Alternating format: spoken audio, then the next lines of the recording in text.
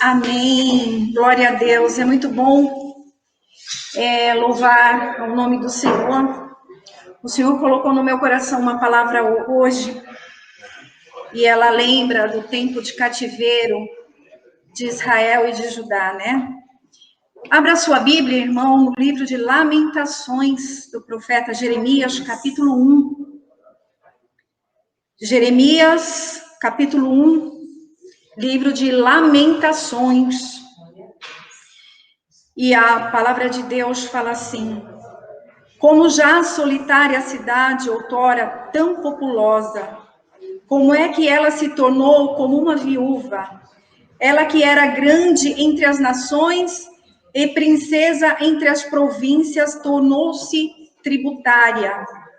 Ela chora amargamente de noite, e as suas lágrimas correm pelas suas faces. Entre todos os seus amantes, ela não tem nenhum para consolar. Todos os seus amigos lidaram traiçoeiramente com ela. Eles se tornaram seus inimigos. Judá foi para o cativeiro por causa das aflições e por causa da grande servidão. Ela habita entre os pagões e não encontra descanso. Todos os seus perseguidores apanharam entre as suas angústias. Os caminhos de Sião pranteiam, porque ninguém há que venha para as festas solenes. Todas suas portas estão desoladas, os seus sacerdotes suspiram, e as suas virgens estão afligidas, e ela está em amargura. Os seus adversários se tornaram o chefe, os seus inimigos prosperaram, porque o Senhor a afligiu pela multidão das suas transgressões. Os seus filhos foram para o cativeiro na frente do inimigo. E aqui fala que Judá chorou neste momento, até que o inimigo pede para que ela cante um cântico novo no território inimigo, e ela sente saudade do tempo de adoração ao Senhor.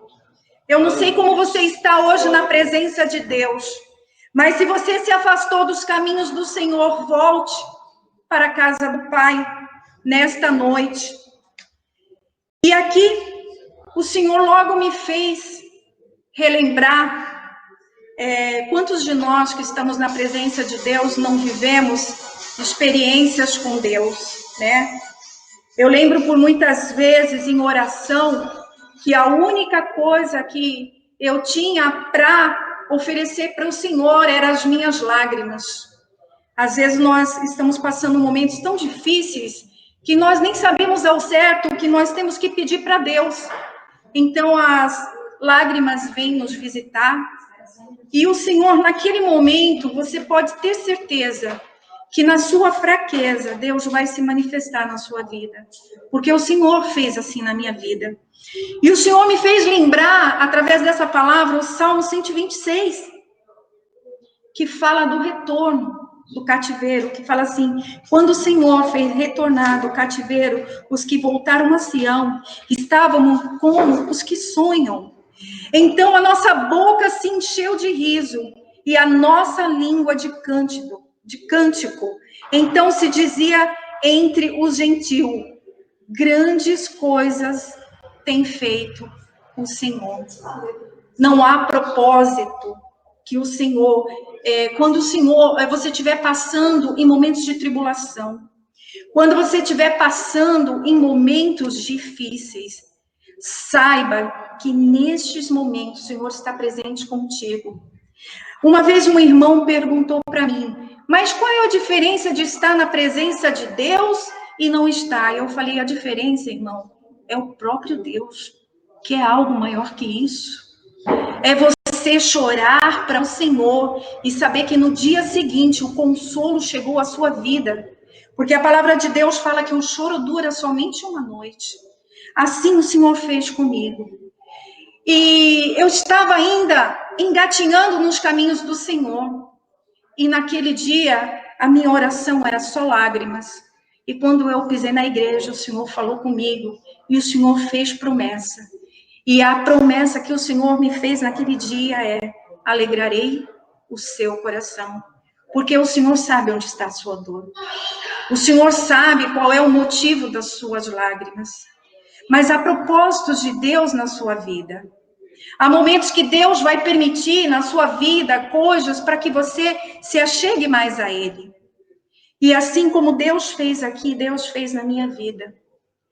Outro dia eu estava passando na rua Vitor Manzini, aqui próximo, à Ponte do Socorro. E eu estava passando e eu parei naquele ponto de ônibus e eu olhei para o Senhor e falei, Deus, obrigado. Porque eu estou aqui no mesmo lugar que alguns anos atrás eu estava chorando. Pai, eu tenho as mesmas lutas. As dificuldades também continuam.